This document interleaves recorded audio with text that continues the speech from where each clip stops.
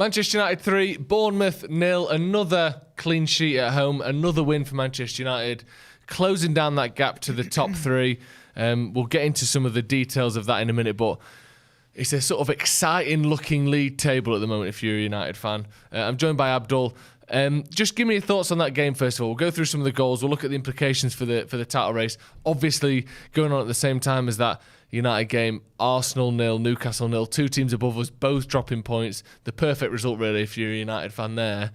Give me your thoughts on Man United Bournemouth first, and then we'll sort of paint the picture for the whole sort of league at the minute.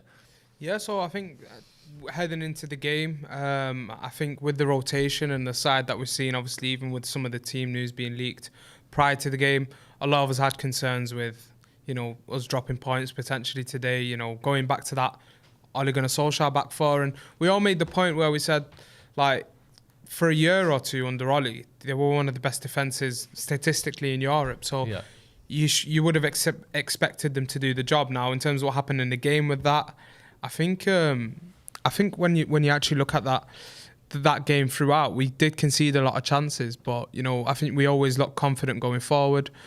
Bruno didn't have the best of games up until the last 10-15 minutes. Casemiro for me was just unbelievable.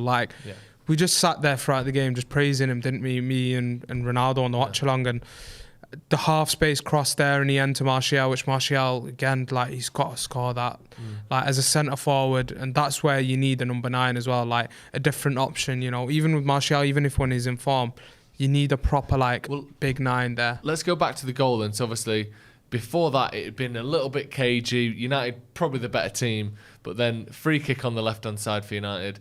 Christian Eriksen just curving it to the near post, and Casemiro with just the sort of run that you feel like you don't see United players making that often. He's got so much intelligence in every part of the pitch. It's not just defensively. That run through the defenders, basically, he's unmarked at the near post, tapping the ball. I say tapping it, it's a good finish, but he's got so much intelligence wherever he is on the pitch, hasn't he? He's not just a defensive blocker. Breaking free from the defenders, running clear into the box and side-footing the ball in the roof of the net. That's a sort of a striker's instinct that he's obviously got a little bit of as well, isn't it? He's almost just showing us game by game an extra bit of quality. You look at that goal, lovely, such a lovely finish. He's almost just cushioned that into the top corner. Great ball as well from Christian Eriksen. Again, Manchester United struggle with set pieces over the last couple of years, and we've seen improvement with that now. Eriksen involved in 2 of those goals, the one the other day to Rashford, the one today to Casemiro. Again, his deliveries is something we highlighted all here on the channel when we were signing Eriksen. As for Casemiro, again, just fantastic, winning the ball.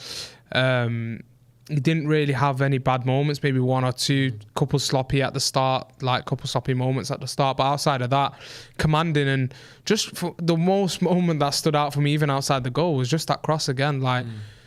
That's De Bruyne-esque. It's world-class attacking midfielder-esque crosses from that half space.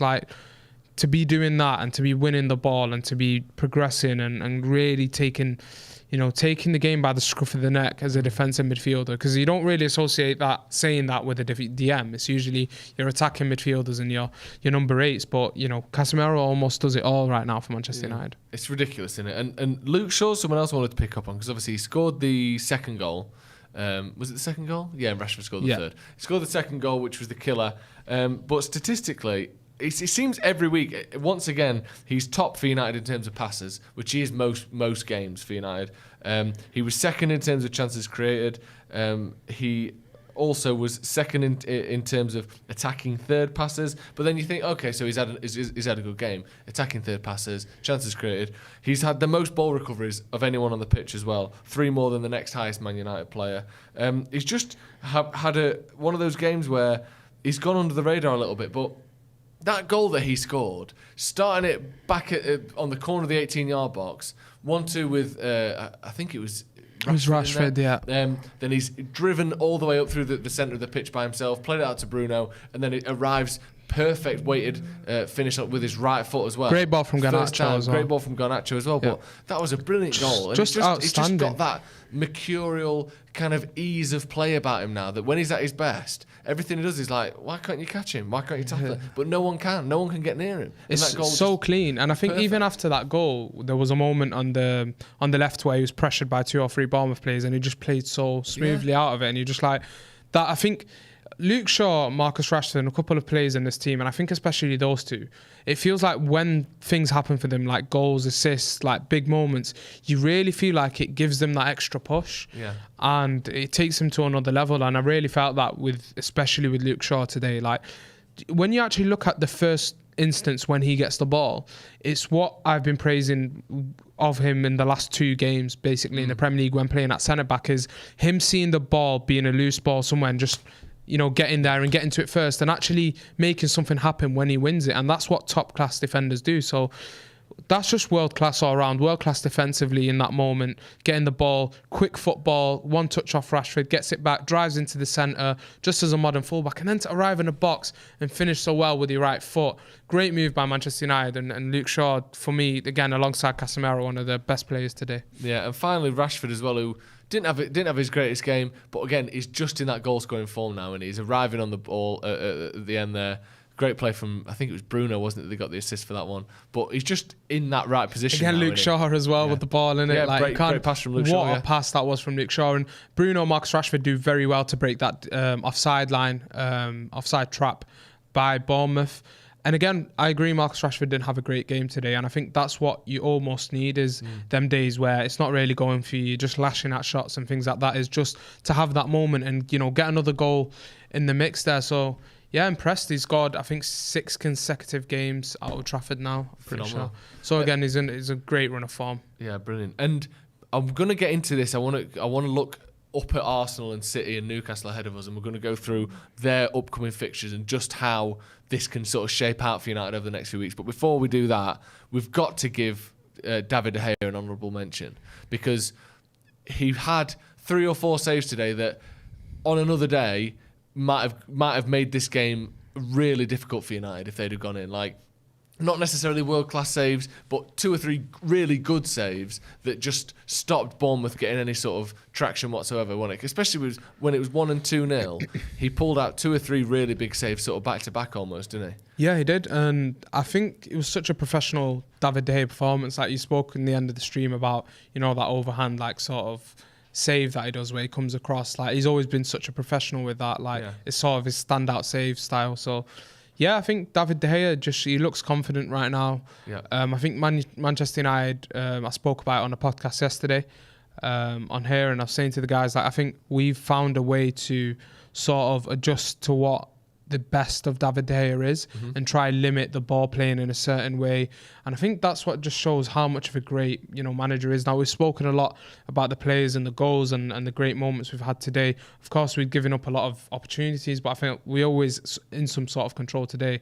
And that's down to Erik ten Hag, man. Like, that we've hyped everything up, but it's all down to him, because he's come in, he's turned everything around. You got Marcus Rashford scoring goals. He's playing him in the areas where he needs to be playing, where he's a goal threat. He's got the best out of some of the players. He's allowed players like Wan-Bissaka, who looked like, I thought, had no hope to come back into the team, and have an opportunity. Maguire today, Lindelof started. Maguire was all right in the second half. Still, I'm not too happy with that defence. We gave too many chances away, but it just shows that even with the rotation, that imprint, like what he wants in the team, is there. I couldn't agree more. Let's have a little look at this league table then. So we've got it on the screen there. I'll go through it a little bit. So Arsenal 44 points, 17 games played.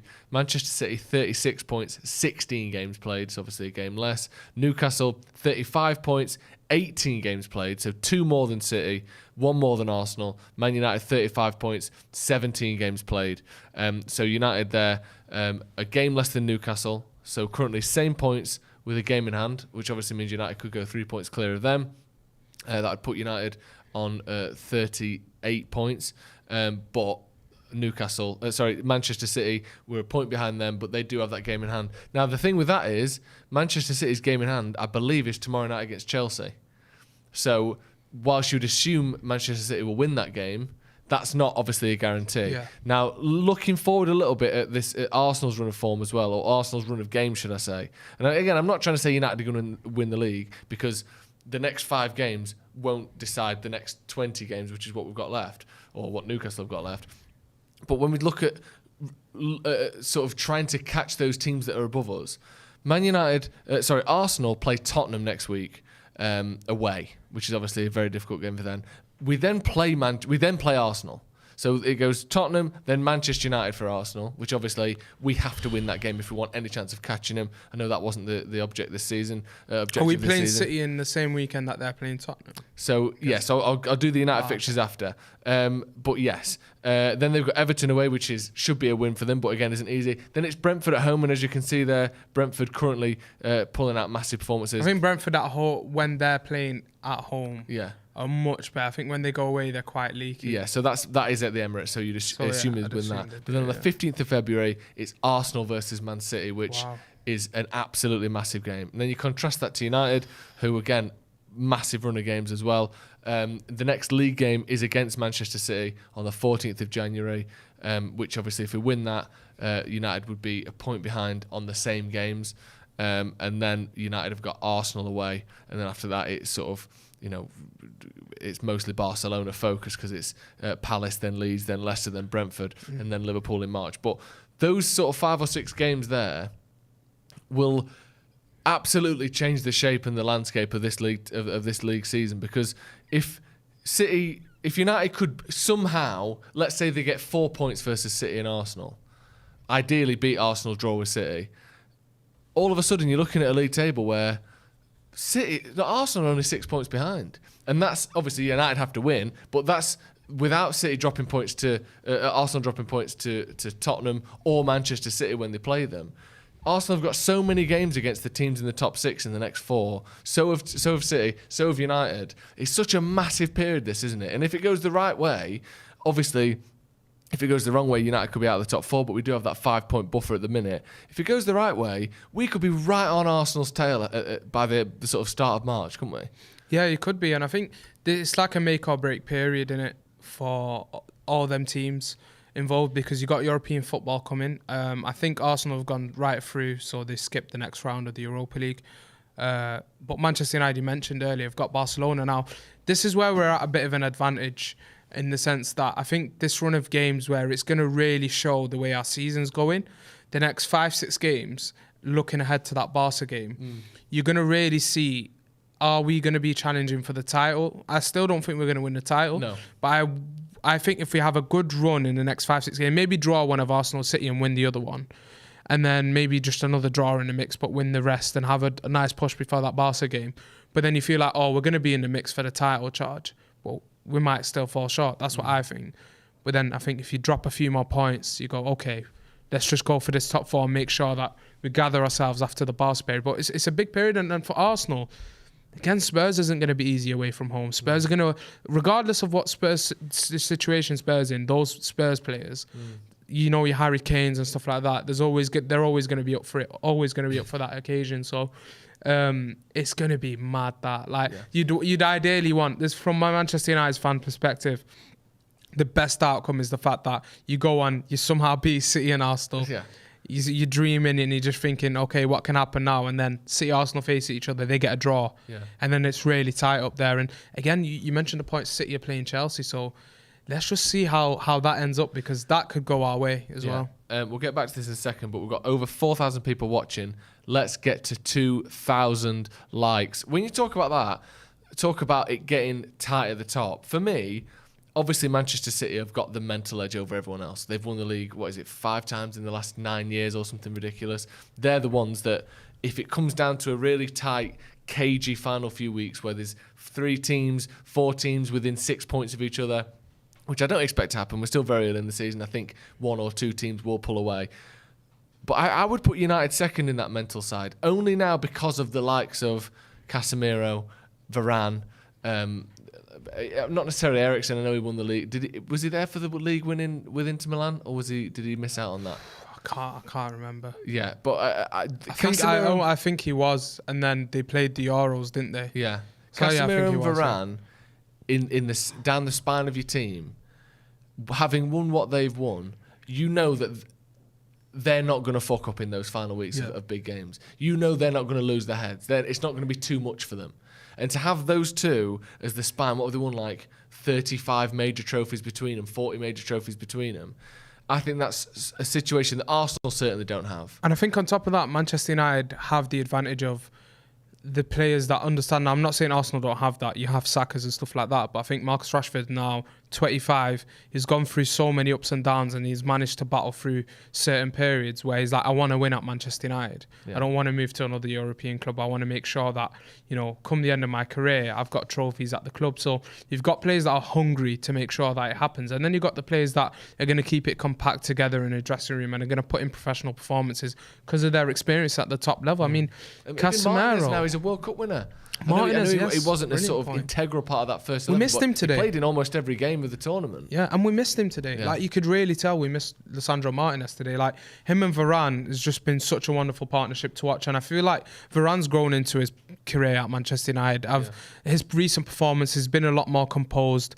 And Martinez slotting in there nicely with him. It's almost that Ramos-Varane thing again, where it's like, Martin has got that aggressive side, but he's also got that smart. When he's got to be smart, he'll be smart as well defensively. But Manchester United right now in a very, very good place. And if we just look at it from a top 4 position, because that's the target at the start of the season, I think, new manager, how poor we were last season, top 4 for me was, we might struggle to even get that. A lot of people, you know, Tottenham, Newcastle have surprised people. But United currently 5 points clear of Tottenham Hotspur, 7 points clear of Liverpool, and 7 points clear of Fulham. But we've played one game less than Fulham. If you look at Chelsea as the presumed sort of other, challenger for that top 4 spot. No offence to Fulham and Brighton, but you'd assume they'd drop off. We're currently 10 points clear of Chelsea, but they do have a game in hand. So let's call that 7 points.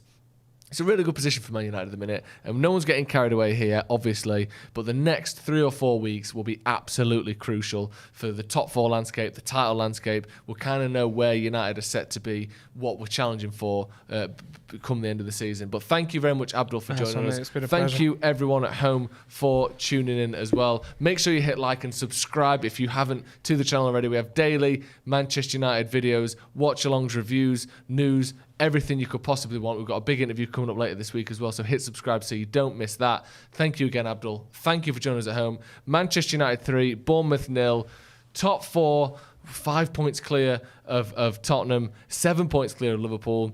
Say it, Joe. We're going to win the league. We're not going to win the league. Just say it, mate. But we've got Newcastle in our sights and we're only a point behind City. Who knows? Right, thank you very much for joining us. We'll see you in a bit.